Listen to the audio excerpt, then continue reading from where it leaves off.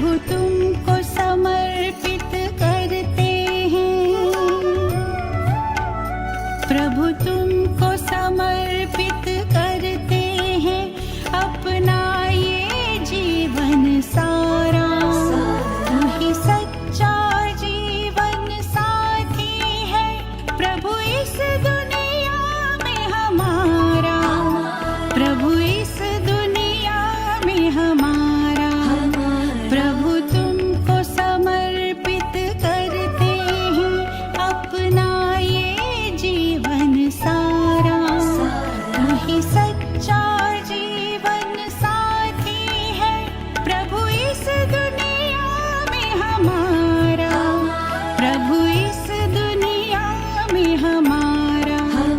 प्रभु तुमको समर्पित करते हैं।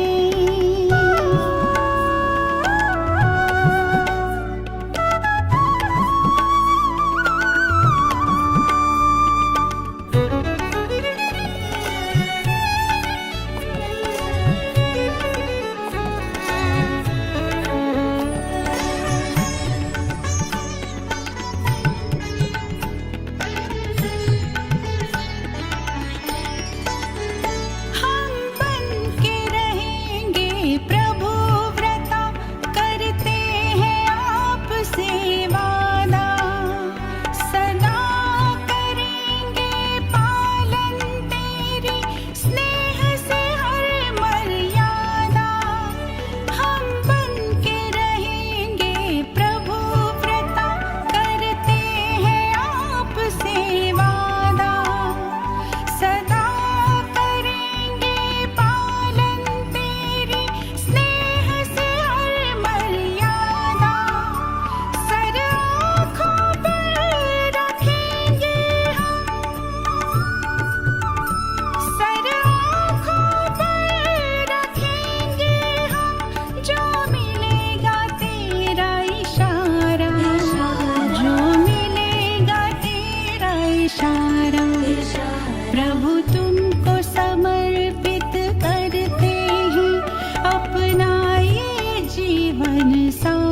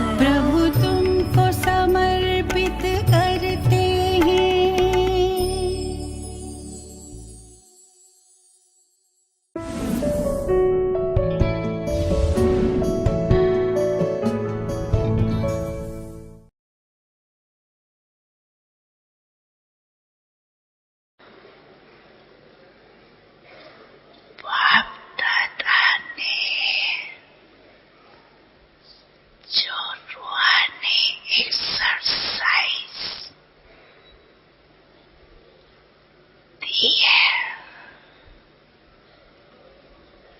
वो सारे दिन में कितने बार करते हो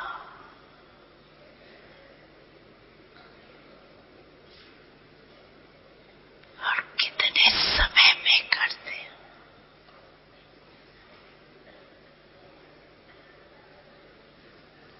निराकारी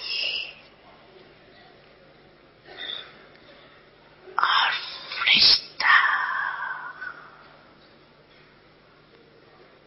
बाप और दादा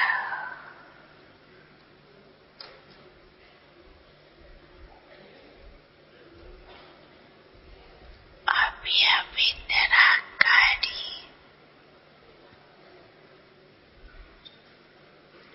अभी अभी फरिश्ता स्वरूप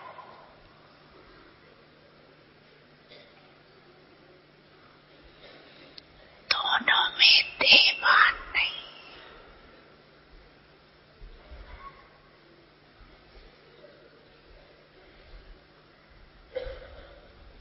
तो देवान से परे होना है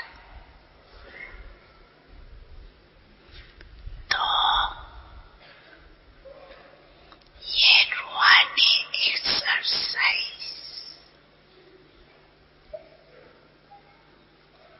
कर्म करते भी अपनी ड्यूटी बजाते हुए भी एक सेकंड में अभ्यास कर सकते।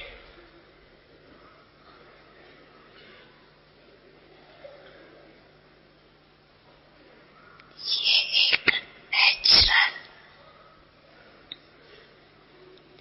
अभ्यास हो जाए।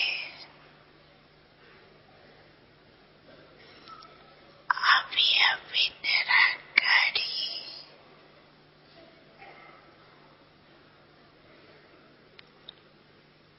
अभी अभी फरिश्ता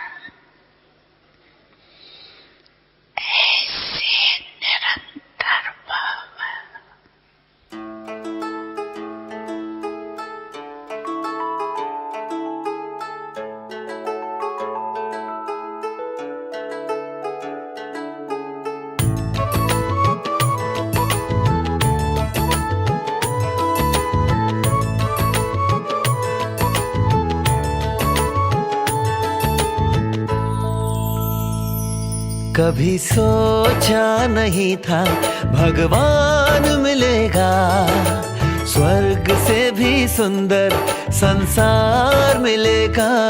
कभी सोचा नहीं था भगवान मिलेगा, स्वर्ग से भी सुंदर संसार मिलेगा। कभी सोचा नहीं था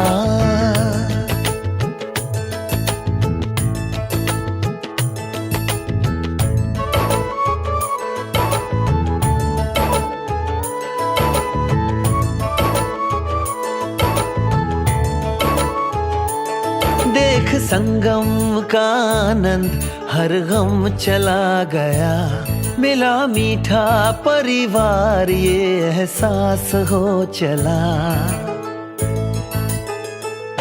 देख संगम का आनंद, हर गम चला गया, मिला मीठा परिवार, ये एहसास हो चला। उजड़े जहां चमन में फिर से फूल खिलेगा, कभी सोचा नहीं था भगवान मिलेगा। स्वर्ग से भी सुंदर संसार मिलेगा, कभी सोचा नहीं था।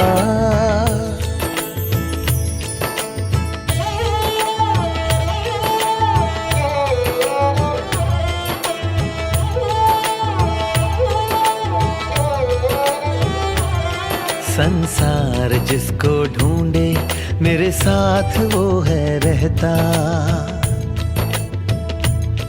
हम उनको याद करते वो हमको याद करता।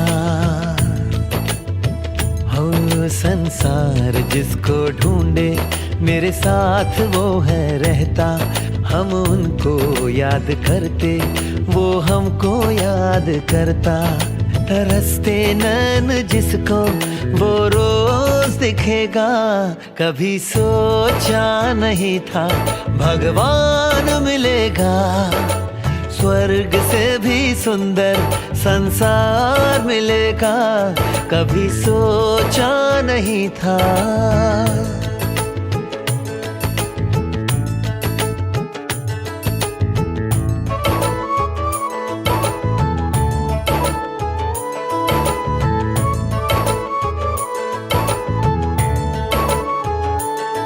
जिस दिन से उसने मुझको अपना बना लिया है, बच्चे तो चिंता मत कर मैं हूं ना कह दिया है। हो जिस दिन से उसने मुझको अपना बना लिया है, बच्चे तो चिंता मत कर मैं हूं ना कह दिया है। ओ ज्योति बिंदु शिव मुझे साकार मिलेगा, कभी सोचा नहीं था भगवान मिलेगा। स्वर्ग से भी सुंदर संसार मिलेगा, कभी सोचा नहीं था।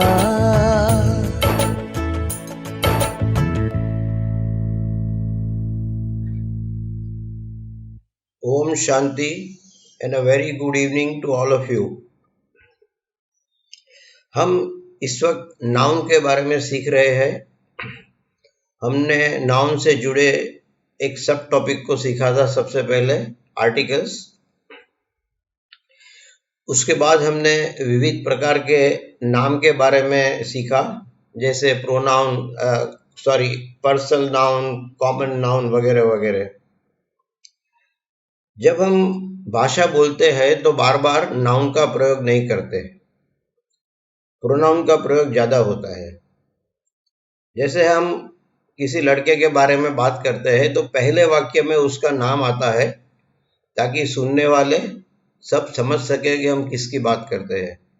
जैसे अशोक मेरा पड़ोसी है, लेकिन उसके बाद मैं अशोक के बारे में जितने भी वाक्य बोलूंगा, वहां हिंदी में भी मैं अशोक का नाम यूज नहीं करता, इस्तेमाल नहीं करता, वह कहता हूं।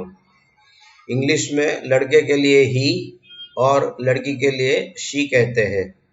हम खुद के लिए भी हमारा नाम नहीं बोलते, आई बोलते हैं, और अब जिससे बात करते हैं उसका नाम नहीं बोलते, उसको यू कहते हैं। ये सब आप देखेंगे तो जो स्पोकन इंग्लिश है, जो इंग्लिश बोली जाती है, इसमें कर्ता की जगह पे और कर्म की जगह पे सबसे ज्यादा प्रोनाउन का इस्तेमाल होता है।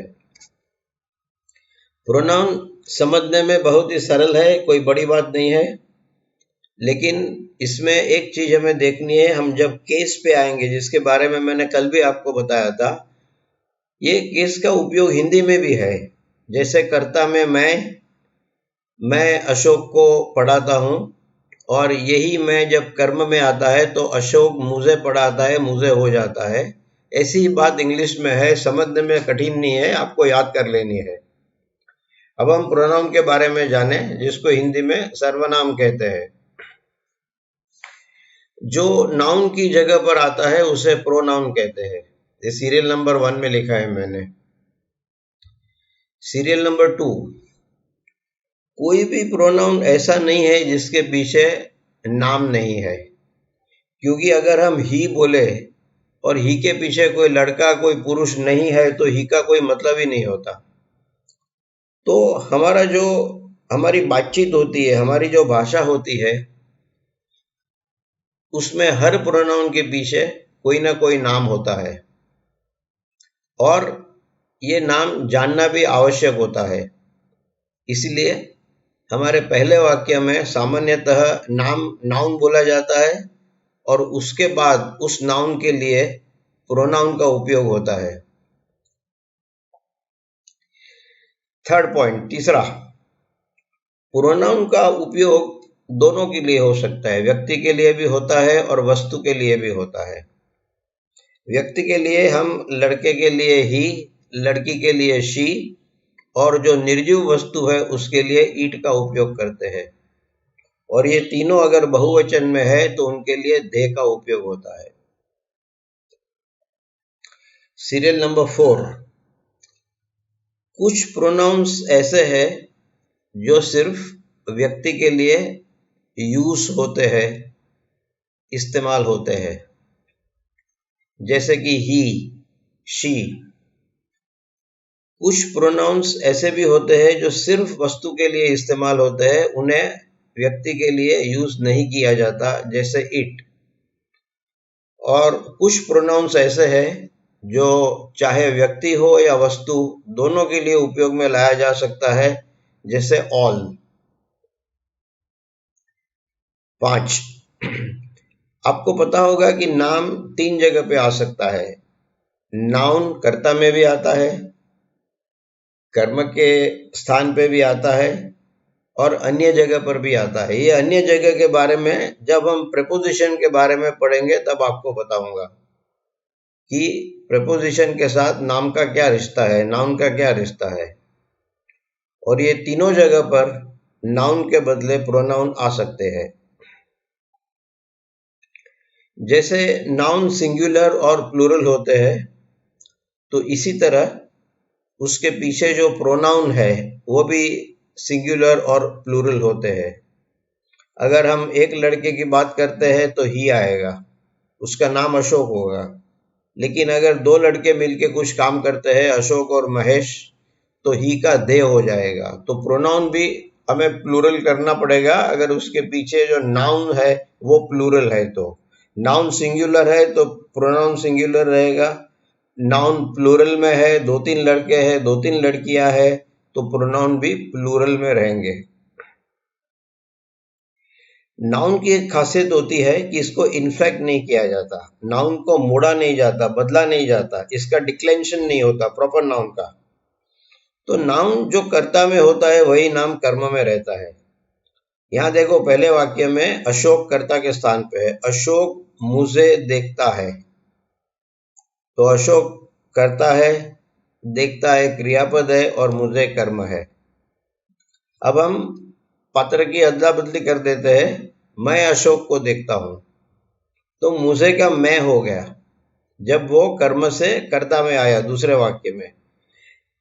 लेकिन कर्ता से कर्म में जाने के बाद भी अशोक का तो स्वरूप वही है, इसके रूप में, इसके मोड में कोई फर्क नहीं आया, अशोक अशोक ही रहता है। तो प्रॉपर नाउन में कोई डिक्लेंशन नहीं होता, कोई बदलाव नहीं आता। ये बदलाव सिर्फ प्रोनाउन में आते हैं।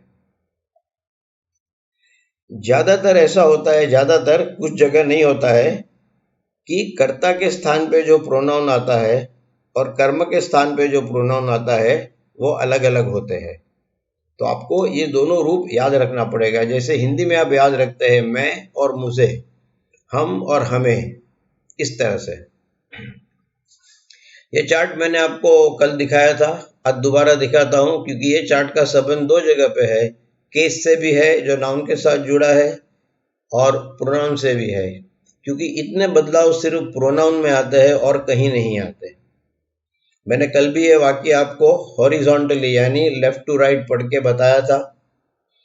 दो क्रियापद लिए है। ब्लू वाला ऐसा क्रियापद है जिसका एक ही कर्म है, हेल्प, और रेड वाला ऐसा क्रियापद है जिसके दो कर्म है, डाई ट्रांजिटिव। तो हम पढ़ते हैं सीरियल नंबर 1 से, आई हेल्प। अब आप ऑब्जेक्ट केस में से, एक्यूजेटिव में से कोई भी एक पसंद कर सकते हो, मी को छोड़ के, अस को छोड़ के। हम खुद की हेल्प नहीं कर सकते। आई हेल्प हिम, हिम लड़का हो सकता है। अगर लड़की है तो आई हेल्प हर, जो बिल्कुल आखिरी रो में है। आई हेल्प हिम लड़के को, आई हेल्प हर लड़की है तो, और अगर बहुवचन में है तो आई हेल्प देम। अगर कोई निर्जीव वस्तु है तो हेल्प करने का तो सवाल नहीं आता, लेकिन हम दूसरा कोई क्रियापद इस्तेमाल कर सकते हैं। जैसे मैं अगर कोई टेबल पे रंग लगा रहा हूँ, पेंट कर रहा हूँ, तो मैं बोल सकता हूँ आई पेंट इट। क्योंकि टेबल निर्जीव है तो ही भी नहीं आएगा, शी भी नहीं आएगा, इसलिए हिम और हर नहीं आएगा, और मैं कहूँगा आई पेंट इट। और टेबल भी अगर बहुवचन में है तो इट का देम हो जाएगा। देम सबके लिए कॉमन है, चाहे 2-4 लड़के हो, 2-4 लड़कियां हो, या 2-4 टेबल हो, बहुवचन हमेशा देम रहेगा। इसी प्रकार के रूल गौण कर्म में भी है, कोई फर्क नहीं है। आप लाल अक्षर में लिखे फॉन्ट्स देख सकते हैं, वही शब्द आते हैं गौण कर्म में भी। मतलब जो नियम प्रधान कर्म में है, मेन ऑब्जेक्ट में है, डायरेक्ट ऑब्जेक्ट में है, वही नियम गौण कर्म में यानी इनडायरेक्ट ऑब्जेक्ट में है। तो वैसे देखो तो ये इतना कठिन नहीं है। और जहां तक यू का सवाल है, ये दोनों जगह सेम रहता है।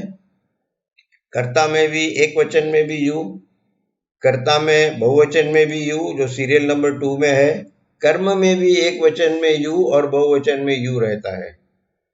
फर्क आता है फर्स्ट पर्सन में आई और वी का हो जाता है मी और अस, और थर्ड पर्सन में आता है ही शी इट का होता है हिम हर इट, और दे का होता है देम। जैसे मैंने बताया कि डायरेक्ट ऑब्जेक्ट और इनडायरेक्ट ऑब्जेक्ट में कोई फर्क नहीं है, वही के वही शब्द आएंगे। और 2 केस है जिसमें से मैंने एक ही आपको दिखाया है जो आखिरी कॉलम में है। इसे पजेसिव केस कहते हैं। पजेसिव यानी हमारी मालिकी या हमारे कब्जे की बात। जैसे एक किताब मेरे हाथ में है और वो मेरी किताब है, तो मैं इसे माय बुक कहूंगा, माय बुक। लेकिन मेरे घर के सामने गाड़ी खड़ी है तो मैं उसको हाथ में नहीं उठा सकता, तो वहां कब्जा से ज्यादा मालिकी का भी प्रश्न खड़ा होता है। मैं कहूंगा माय कार। अगर घर के सभी व्यक्ति है, घर की ये गाड़ी है, तो हम कहेंगे अवर कार, अवर हाउस। तो इसे पजेसिव केस कहते हैं, जेनेटिव केस कहते हैं। अगर मैं ये कहता हूं कि आपकी गाड़ी है तो योर कार, योर बुक। बहुवचन में भी वही रहेगा, योर कार, योर बुक। अगर हम थर्ड पर्सन किसी तीसरी व्यक्ति की बात करते हैं, जिसे हिंदी में आप अन्य पुरुष कहते हैं, तो अगर वो लड़का है तो हिज कार, हिज बुक। अगर लड़की है तो हर कार, हर बुक। कोई निर्जीव वस्तु है तो वहां इट्स लगेगा। इसमें आई, टी और एस है, लेकिन इसको आप बहुवचन मत समझिए, ये एक लिखने का तरीका है पजेसिव केस दिखाने के लिए। तो ये ईट का बहुवचन नहीं है, आपको इसी तरह इट्स लिखना है उसका करके। और ये तीनों का बहुवचन हो जाएगा धैर, THEIR। समझो 2 भाई बहन, 2 माँ बाप खड़े हैं और कोई हमें बताता है ये घर किसका है, तो हम कहेंगे देयर हाउस। ये 4 लोग जो खड़े हैं, माँ बाप और उनके 2 बच्चे, इनका घर है, देयर हाउस। यहाँ एक और चीज ध्यान रखना, कि जो पॉजेसिव केस है वो नाउन के एक वचन बहुवचन होने से बदलता नहीं है। जैसे मेरे पास एक ही गाड़ी है तो भी माय कार है, और मेरे पास 2 गाड़ी है तो भी माय कार्स। कार का कार्स हो जाएगा क्योंकि मेरे पास 2 गाड़ी है तो बहुवचन हो गया, तो मैं कार का कार्स करूंगा, पीछे एस लगाऊंगा, लेकिन माय में कोई बदलाव नहीं आता है। इसी तरह स्त्रीलिंग और पुल्लिंग बदलने से भी माय में कोई फर्क नहीं आता है। अगर मैं मेरे भाई की बात करता हूं तो माय ब्रदर, अगर मैं मेरी बहन की सिस्टर की बात करता हूं तो माय सिस्टर। और यहाँ पे ये हिंदी से अलग है, मेरा भाई मेरी बहन। हिंदी में हम इसे इन्फ्लेक्ट करते हैं, डिक्लेंशन होता है, लेकिन पॉजेसिव केस में जो डिक्लेंशन हिंदी में होता है वो इंग्लिश में नहीं होता। My brother my sister, Hindi में मेरा भाई मेरी बहन। ये बहुत बड़ा फर्क है हिंदी और इंग्लिश में, लेकिन इंग्लिश सरल है क्योंकि आपको और कुछ याद नहीं रखना है। हिंदी में बहुवचन में भी फर्क होते हैं। मेरे आ जाएगा अगर 2 भाई है तो मेरे भाई। इंग्लिश में बहुवचन में कोई फर्क नहीं पड़ता, माय का माय ही रहता है, बिल्कुल कोई फर्क नहीं पड़ता।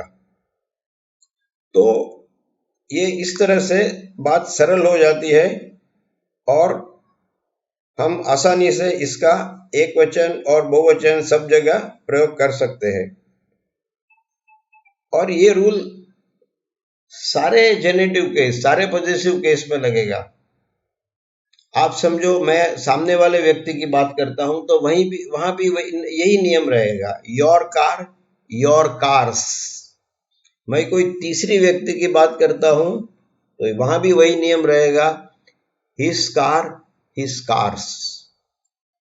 तो आप देखेंगे कि इंग्लिश में एक वचन बहुवचन से माय अवर वगैरह में कोई फर्क नहीं आता है, और स्त्रीलिंग पुल्लिंग से भी कोई फर्क नहीं आता है। इस तरह मैं कहूंगा ये काफी सरल है समझने में। आपको सिर्फ 2 चीज याद रखनी है कि सब्जेक्ट केस यानी नॉमिनेटिव केस जो पहली कॉलम में है, इसमें क्या प्रोनाउन आते हैं। जो हमने क्रियापद के कॉन्जुगेशन में यही प्रोनाउन इस्तेमाल किए थे, ये तो अभी आपको याद भी रह गए होंगे। और इसका रूप बदल जाता है जब वो कर्म के स्थान पे आता है, तो वो हमें याद करना है। अब प्रोनाउन के बारे में और कुछ बात करते हैं। जब हम I we you he she it और दे, ये सीरियल नंबर में मैंने लिखे जो क्रियापद के कॉन्जुगेशन में यही क्रियापद हम लेते थे, तो इसे डेफिनेट प्रोनाउन कहते हैं क्योंकि ये हर एक प्रोनाउन के पीछे एक खास व्यक्ति होता है जो सबको मालूम है कि आई का मतलब क्या होता है, यू का मतलब क्या होता है, ही का मतलब क्या होता है, इसलिए उनको डेफिनेट प्रोनाउन कहते हैं। लेकिन जब हम ऑल बोलते हैं, सब, मैनी काफी लोग आए थे, सब लोग आए थे, हम प्रत्येक को एवरीवन एवरीबडी, मैं डिफरेंस समझाता हूं एवरीवन और एवरीबडी का।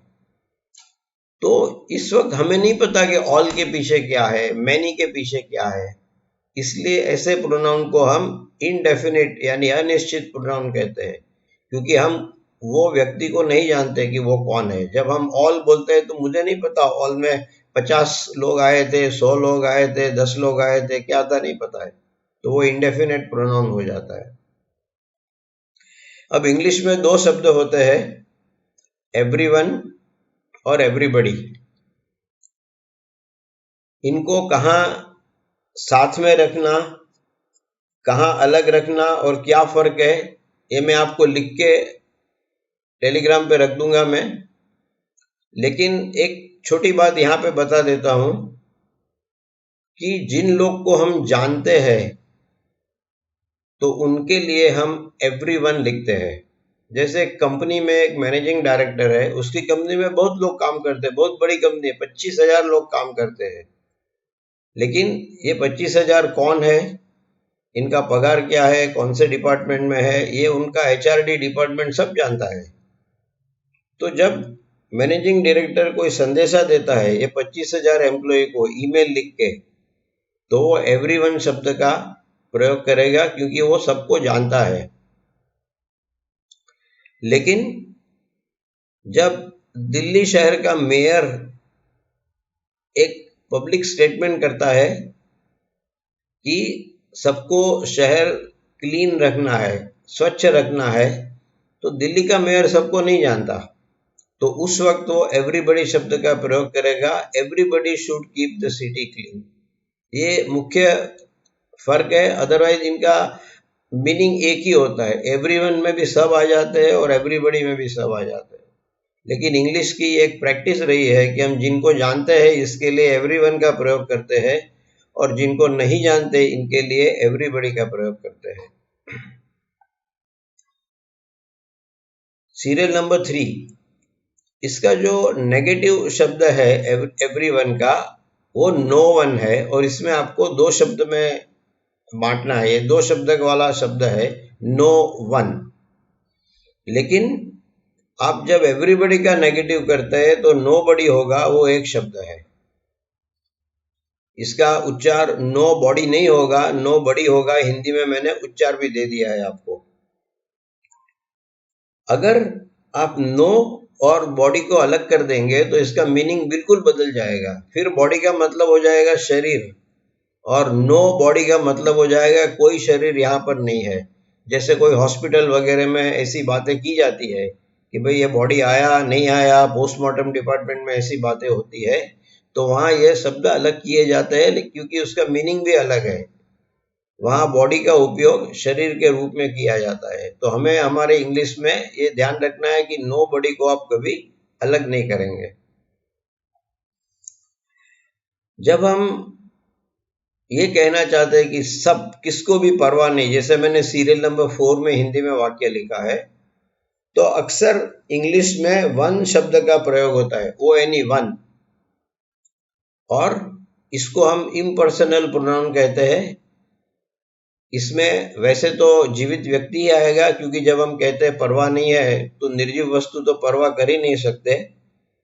लेकिन ये इंग्लिश का वाक्य बनाने की एक खासियत है, एक स्पेशल उसका फीचर है। इंग्लिश में कहा जाता है वन डजंट केयर, किसको भी परवाह नहीं। इसके बाद सीरियल नंबर 5 पे महत्व के प्रोनाउन आते हैं। इसको डिस्ट्रीब्यूटिव प्रोनाउन कहते हैं और ये हमेशा सिंगुलर होते हैं। अब देखिए, जब आप प्रत्येक बोलते हैं, प्रत्येक, मान लो आपने 50 लोगों को इकट्ठा किया है किसी भी पार्टी के लिए या किसी के भी लिए, और आप सबको कुछ देना चाहते हैं, तो आप सबको देंगे तो भी आपको 50 चीज चाहिए, प्रत्येक को देंगे तो भी 50 चीज चाहिए, क्योंकि 50 लोग आके बैठे हैं सामने आपके। तो वैसे देखो तो ऑल और ईच वन में कोई फर्क नहीं है। फर्क कहाँ पड़ता है ये भी मैं आपको बताता हूं, और ये वाक्य के मीनिंग पे डिपेंड होता है, इसका ग्रामर से कोई लेना देना नहीं। समझो आपके रूम में एक भारी टेबल पड़ा है जो अकेला आदमी उठा नहीं सकता, उसको एक जगह से उठा के रूम में दूसरे कॉर्नर में रखना है। तो आपने आजू बाजू से 4 लोगों को बुलाया जो मिलके उठा के टेबल को एक जगह से दूसरे जगह ले जाते हैं। तो यहाँ ऑल का प्रयोग उचित रहेगा, क्योंकि ये काम कोई भी, वो 4 में से कोई भी आदमी अकेला नहीं करता है, 4 मिलके करते हैं, तो ऑल अच्छा शब्द रहेगा उसके लिए। जब आप 50 लोगों के सामने माइक लेके बोलते हैं तो वो एक साथ सुनते हैं, आपको अलग अलग नहीं सुनाना पड़ता है। यहाँ पे भी आप ऑल बोल सकते हैं।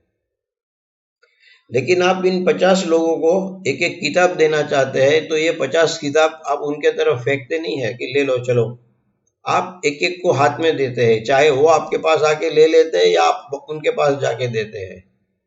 तो यहाँ पे प्रत्येक, वो शब्द अच्छा रहेगा। Each boy, each girl, each invitee, each guest, इस तरह के शब्द का आप प्रयोग कर सकते हैं। लेकिन जब आप सिर्फ 2 व्यक्ति की बात करते हैं या 2 वस्तु की बात करते हैं, तो इंग्लिश में इसके लिए दो शब्द है जो हमारे हिंदी में नहीं है। हिंदी में हम बोलते हैं दोनों, तो इंग्लिश के जो शब्द है वो है आइदर और नाइदर। आइदर हकारात्मक है, जहां यस की बात है वहां आइदर आता है, और जहां नो की बात आता है वहां नाइदर आता है। समझो मुझे दो ही चॉइस दी गई है, दो में से एक को पसंद करना है। मुझे बोला जाता है कि आप क्या पसंद करेंगे, चाय या कॉफी? मैं दोनों पीता हूं, तो मैं कहूंगा आइदर, जो भी है चलेगा, कोई फर्क नहीं पड़ता। लेकिन मैं न चाय पीता हूं न कॉफी पीता हूं, तो मैं कहूंगा नाइदर, मुझे दो में से कोई भी नहीं चलेगा। ये हमेशा एक वचन में होता है। आइदर के पीछे हमेशा वर्तमान काल में इज और भूतकाल में वॉज लगेगा। नाइदर के पीछे भी इज और वॉज लगेगा।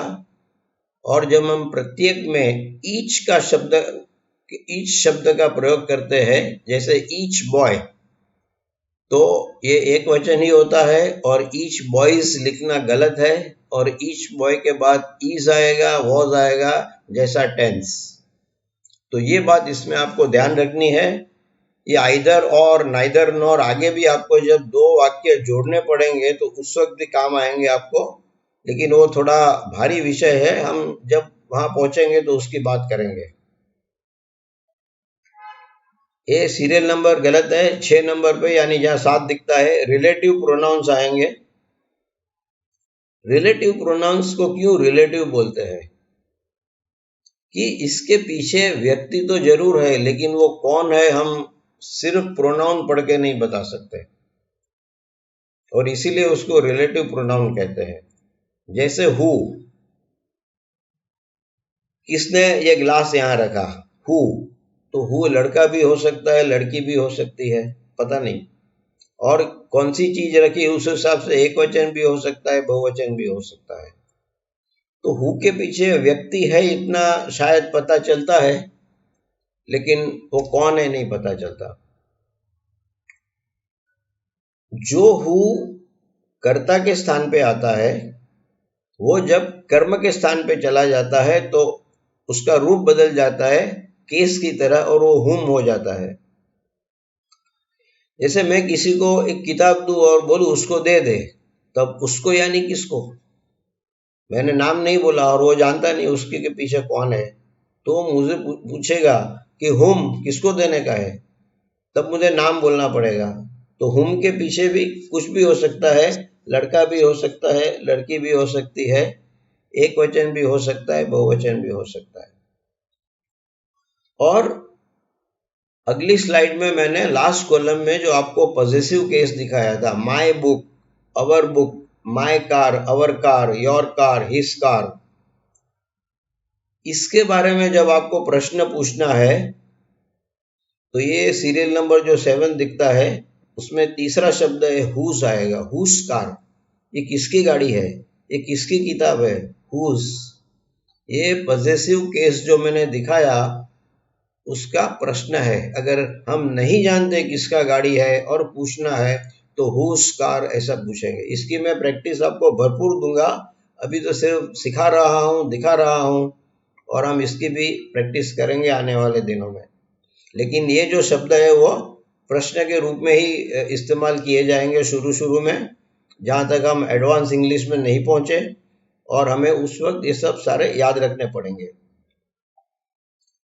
इसी तरह व्हाट, विच और दैट, ये भी रिलेटिव प्रोनाउंस है, और इसको प्रश्न में यानी इंटरोगेटिव प्रोनाउंस भी कहे जाते हैं, क्योंकि इसका इस्तेमाल प्रश्न में भी बहुत ज्यादा होता है।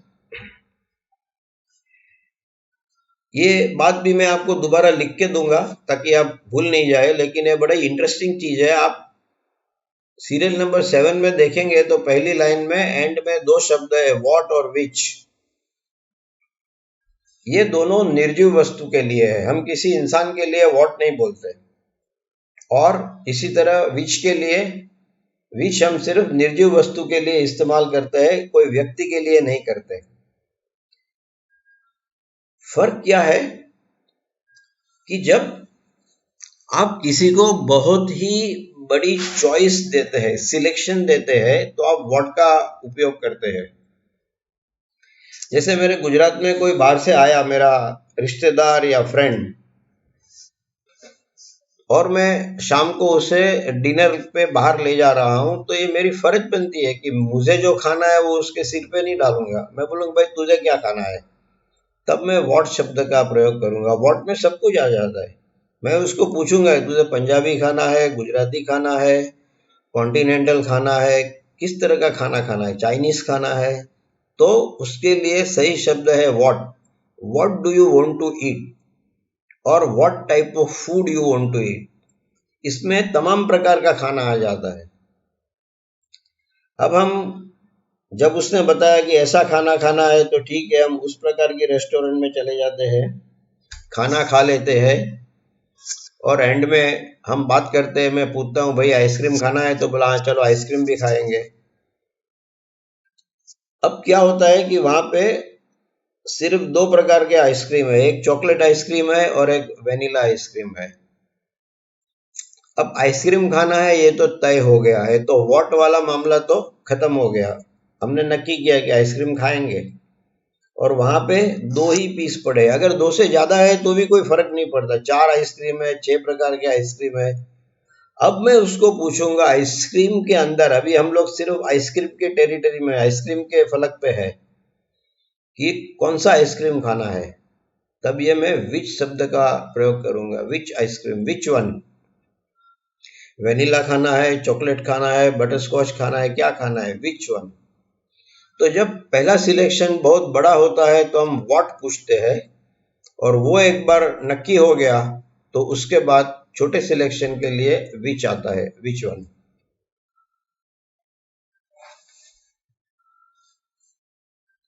प्रोनाउंस में मैंने आपको केस दिखा दिए, थोड़ा सा रिवीजन ही करते हैं। सीरियल नंबर 1 प्रोनाउन और केस। सब्जेक्ट में आई आता है, ऑब्जेक्ट में मी आता है, और पॉजेसिव में माई आता है, जो मैंने अगले चार्ट में आपको दिखा दिया। जब हम वाक्य बनाते थे तो हमने डमी प्रोनाउन भी दिखा था। देयर इज मिल्क, दूध है, एंड इट इज रेनिंग, बारिश हो रही है। मैंने आपको दिस, दैट, दीज, दोस्त के बारे में भी सिखाया था। दिस भी एक प्रकार का प्रोनाउन है, यह मेरा घर है, दिस इज माई हाउस। लेकिन जब आप उंगली रख के बताते हैं, मैं आपको पूछूं कि आपका घर कौन सा है, आप बोलते हैं दिस हाउस, तो यहाँ दिस का रूप बदल जाता है, वो एडजेक्टिव बन जाता है, क्योंकि वो हाउस के बारे में कुछ कहता है। हाउस नाउन है, नाउन के बारे में कुछ कहता है। सीरियल नंबर 5 सिंगुलर प्रोनाउन कौन कौन से है, आई, ही, शी। ध्यान रखना सेकंड पुरुष में दोनों जगह पे यू है, एक वचन में भी यू है और बहुवचन में भी यू है, लेकिन एक वचन वाले यू में भी आप यू आर लिखेंगे, यू इज नहीं लिखेंगे। तो वहां पे भले यू एक वचन में भी आता है, लेकिन क्रियापद हमेशा बहुवचन वाला आएगा। इसके अलावा सीरियल नंबर 5 देखिए, I, he, she, it, everyone, everybody, anyone, कोई भी, एनीबडी, कोई भी, नो वन, कोई भी नहीं, नोबडी, कोई भी नहीं, समवन, कोई भी, समबडी, ईच, प्रत्येक, आइदर, नाइदर। ये सब के पीछे वर्तमान काल में ईस और भूतकाल में वॉज लगेगा। और अगर ये 4 ग्रह की युति वाला मामला है, present tense, simple aspect, third person और सिंगुलर, तो कुक का कुक्स हो जाएगा। अगर ये इसमें से कोई एक करता है तो आपका क्रियापद कुक का कुक्स हो जाएगा 4 ग्रह की युति में। और सीरियल नंबर 6 ऑल यानी सब, ये बिल्कुल स्पष्ट है कि ये प्लूरल ही रहेगा, और इसका प्लूरल के तरीके से ही इसका उपयोग होगा। क्रियापद, कॉन्जुगेशन वगैरह सब प्लूरल की तरह होंगे। और मैंने आपको उदाहरण भी दिया कि ऑल कहाँ अच्छा रहेगा और प्रत्येक कहाँ अच्छा रहेगा, जो मैंने नीचे लिख के दिया है।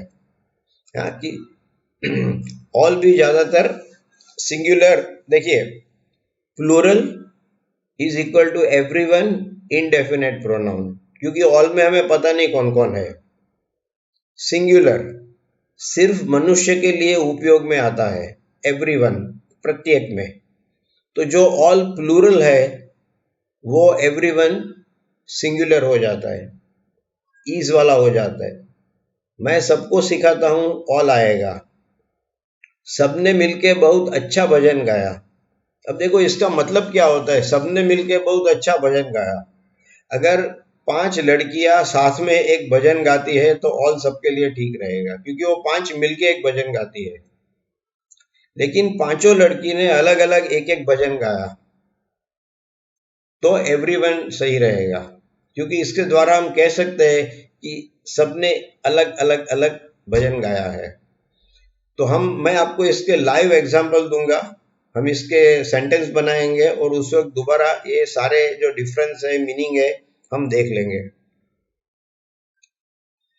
मैंने आज टेलीग्राम में एक पोस्ट रखी है। मैं एक छोटी सी चीज बताना रह गई थी कि कौन से शब्द का संबंध कौन से एस्पेक्ट के साथ होता है। ये सारे एस्पेक्ट में मेरे प्रश्न में नहीं लिखता हूं, तो आप सीरियल नंबर 2 देखिए। एस्पेक्ट का संबंध हाउ से होता है, कैसे, और काल का संबंध व्हेन से होता है, कब। तो मैंने टेंस तो आपको दे दिए, present tense, past tense, future tense. और मेरे प्रश्न में मैं सिर्फ एक ही एस्पेक्ट के हिंदी शब्द का उपयोग करता हूं, जैसे मैंने कल किया था हरोश। तो वो सिंपल एस्पेक्ट का शब्द है, ये बताना मैं आपको भूल गया था कि सिंपल एस्पेक्ट में हरोश, एवरीडे, नियमित, रेगुलरली, ज्यादातर, मोस्टली, इस तरह के शब्द आते हैं, जिससे हमें पता चलता है कि ये क्रिया बार बार होती रहती है, इसलिए सिंपल एस्पेक्ट आता है।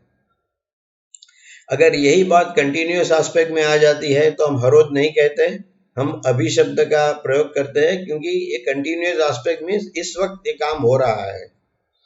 और परफेक्ट में हम अभी अभी खत्म हुआ, अभी अभी खाया, अभी अभी पिया, अभी अभी आया, इस तरह का शब्द प्रयोग होता है। अगर आप ऐसे शब्दों को छोड़ भी देंगे तो वाक्य के मीनिंग में, अर्थ में कोई फर्क नहीं पड़ता है। इसके अलावा वर्तमान काल, भूतकाल और भविष्य काल में भी इसका उपयोग कुछ अलग तरीके से होता है। छोटा छोटा फर्क है। मैं आपको आने वाले दिनों में इनके एग्जाम्पल्स लेके आपको बताऊंगा कि ये इसका मीनिंग कैसे बदलता है और ये शब्द को कैसे उपयोग में लाया जाता है। लिखना है तो बहुत लंबा हो जाएगा, तो मैं अगले सेशंस में इसको भी कवर कर लूंगा। हाँ, तो आई वॉक एवरी डे, मैं हर रोज चलता हूँ। आई एम वॉकिंग नाउ, मैं अभी चल रहा हूँ। चलता हूँ के बजाय चल रहा हूँ हो जाएगा। और I have walk just now, मैंने अभी अभी चल लिया। और अब मैं ध्यान रखूंगा कि आने वाले प्रश्न पेपर में मैं एस्पेक्ट वाले शब्द नहीं दिखाऊंगा, आपको इसी में से उनको पसंद करना है, इस तरह के। ये मेरा टेस्ट पेपर है आज का, जो मैंने टेलीग्राम पे भी रख दिया है इस फाइल के अंदर। मैंने कल के प्रश्न के जवाब भी दे दिया है और एक छोटी सी रिक्वेस्ट रखी थी कि जब मैं सुबह में आज का फाइल अपलोड करता हूं तो आप प्लीज उसके जवाब टेलीग्राम पे मत रखिए, क्योंकि दूसरे भी देख सकते हैं और फिर पता नहीं कि वो सचमुच इनके आंसर जानते हैं या टेलीग्राम के द्वारा उन्होंने जान लिया। तो सबको अपनी अपनी तरह इसका जवाब लिखने दो, और कृपया करके आपका जवाब कम से कम 24 घंटे तक वहां पोस्ट ना करो। इतने में तो मैं मेरे जवाब आपको दे दूंगा, या आज रात को या कल सुबह, और आप खुद सेल्फ टेस्ट कर सकते हो कि आपके जवाब सही है या नहीं है। टू बाय इरेगुलर क्रियापद है, बाय, बॉट, बॉट, इसको परचेस भी कहते हैं, लेकिन परचेस शब्द का उपयोग कंपनियों में, कमर्शियल लाइफ में ज्यादा होता है, इसलिए वहां पे परचेस डिपार्टमेंट होता है, बाय डिपार्टमेंट नहीं होता। बाय हमारा घरेलू शब्द है, हम जो सब्जी खरीदते हैं, दूध खरीदते हैं, छोटी मोटी चीजें खरीदते रहते हैं, तो हम बाय शब्द का उपयोग करते हैं। और आज का वाक्य है मेरी माँ, माय मदर, टू बाय। और एक नया शब्द देता हूं, अगर आपको मालूम नहीं है तो सिनेमोम, इसका उच्चार है सिनेमोम, दालचीनी। और ये तो मैंने टेंस दिखाने के लिए लिखा है कल। कल यानी क्योंकि हिंदी में दोनों कल होते हैं, इसलिए मैं जानबूझ के लिखता हूं बीता हुआ कल, येस्टरडे। आपको पास्ट टेंस बनाना है। इसके अलावा मैंने 5 वाक्य दिए हैं भाषांतर के लिए। सिंपल है, इसके जवाब आपको कल सुबह मिल जाएंगे। तो ये आज का टेस्ट पेपर है। तो इसके साथ हम हमारी सेशन समाप्त करते हैं। Om Shanti. Thank you very much and see you tomorrow evening. Thank you once again.